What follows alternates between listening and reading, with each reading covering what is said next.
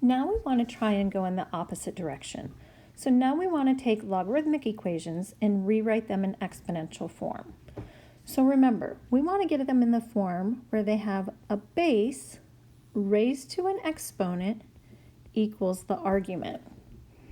I'm just going to rewrite this first one because I like to have the log on the left-hand side and what it's equal to on the right-hand side. So that then I can follow the process of start at the base,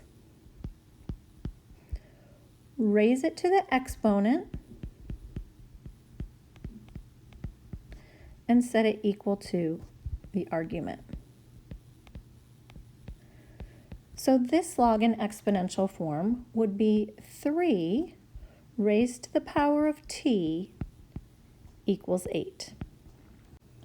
If I keep following that process of I start with the base, raise it to the exponent, set it equal to the argument, I'll get 5 squared equals 25.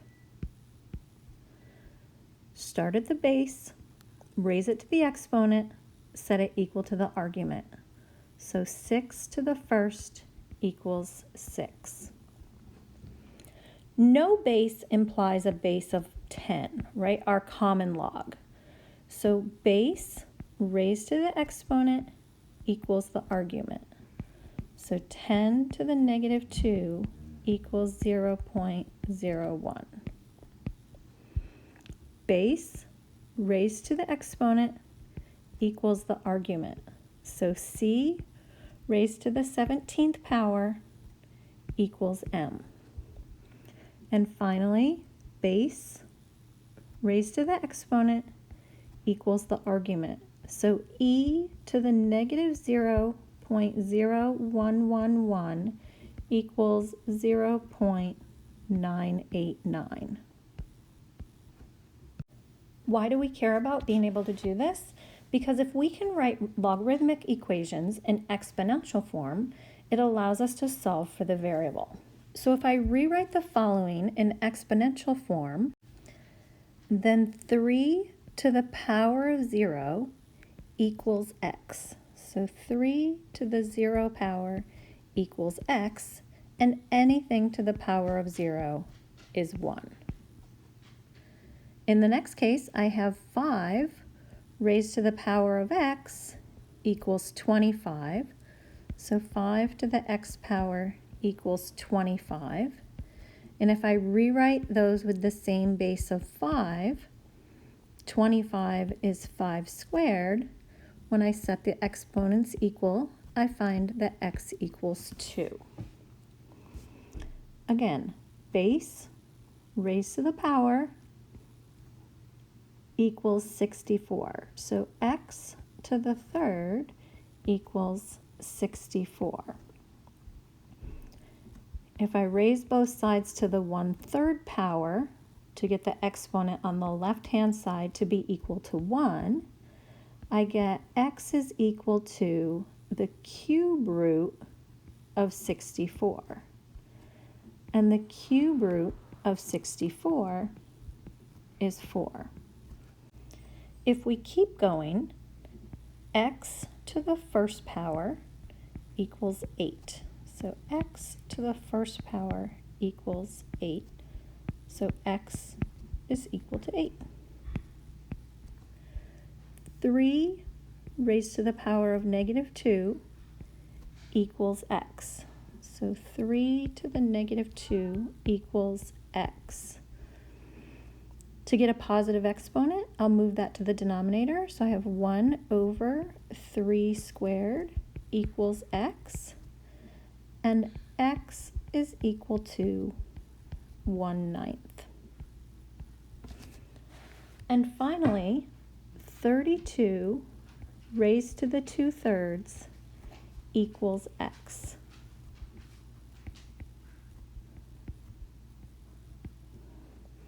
So I have x is equal to the cube root of 32 squared. Now 32 isn't a perfect cube, but there are perfect cube factors in 32. So we're going to break this down into the cube root of 8 and the cube root of 4 still squared. The cube root of 8 is 2. We'll keep the cube root of 4 and keep it squared. And now remember, each piece will have to be squared. So x is equal to 2 squared, which is 4. And the cube root of 4 squared is the cube root of 16.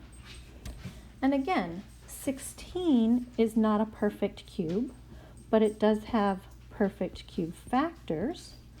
So we'll break it down into the cube root of 8 and the cube root of 2. And the cube root of 8 is 2, keeping the cube root of 2. Finally, we get x equals 8 times the cube root of 2. We've also learned how to evaluate logs given specific values and then using our properties of logs. So if I want to find the log of 25 over 6, I can rewrite in terms of log 3, log 5, and log 6 because those are the specific examples I know. So I can rewrite 25 as 5 squared.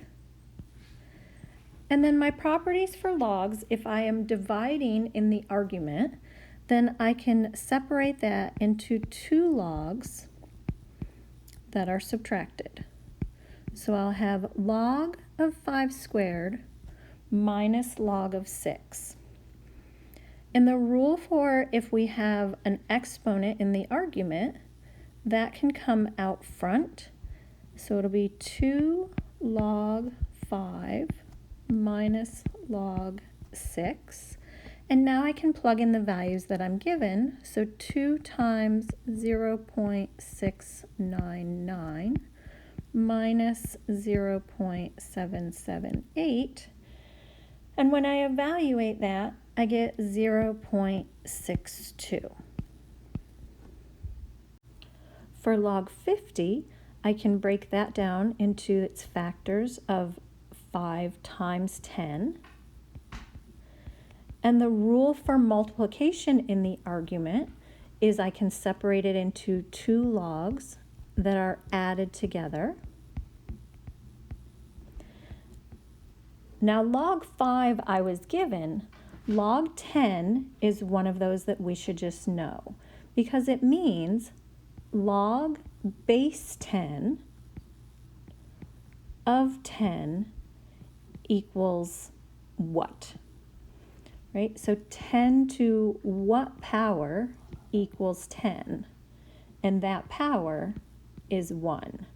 So log of 10 is equal to 1, and log of 5 we were given. So I can say 0.699 plus 1 is equal to 1.699, which is the value of log 50. We also learned how to condense logarithms into a single logarithmic expression. We want to always take care of the numbers out front first, so they can be pulled up into exponential position. So this would become log of x to the 4th plus log of y to the 3rd. And the rule for adding logs to condense it into one single logarithm is to multiply. So we have log of x to the 4th times y to the 3rd. Again, we're going to pull the numbers out front up into exponential position. So it'll be log base A of x to the 1/2 plus log base A of y to the 3rd minus log base A of x squared. And our rule for addition is to multiply the arguments, and our rule for subtraction is to divide. So we'll have log base A of x to the 1/2 y to the 3rd, because they're added, which means multiply, and then over x squared, because it's subtracted, which means divide. And then we just want to follow our rules of exponents to simplify the x values. So if I have a 1/2 x on the top and 2 x's on the bottom, I can subtract a 1/2 from 2, which gives me 1.5 or 3/2, and I'll leave that in the denominator because it has the larger exponent.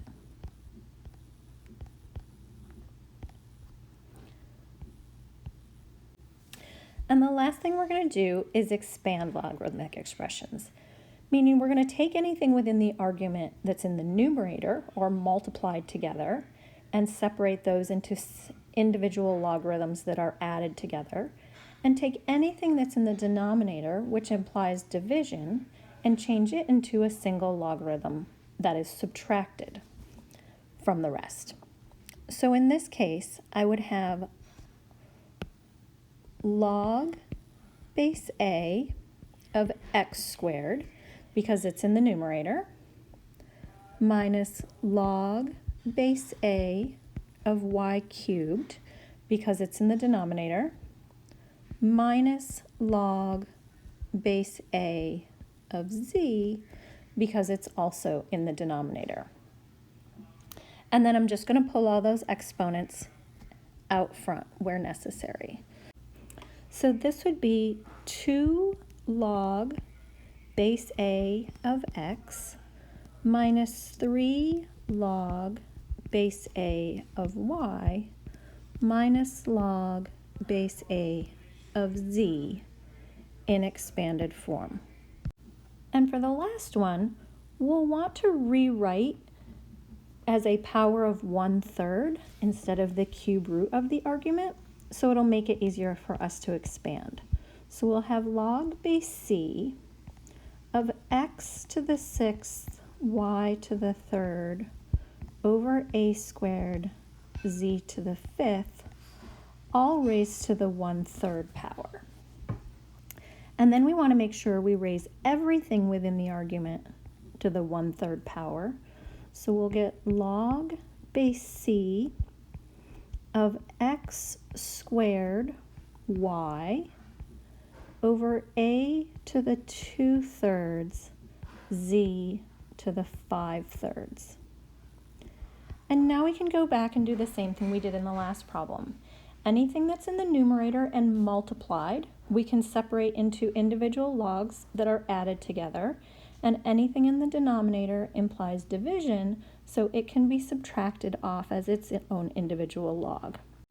So this becomes log base c of x squared plus log base c of y minus log base c of a to the 2/3 minus log base c of z to the 5/3.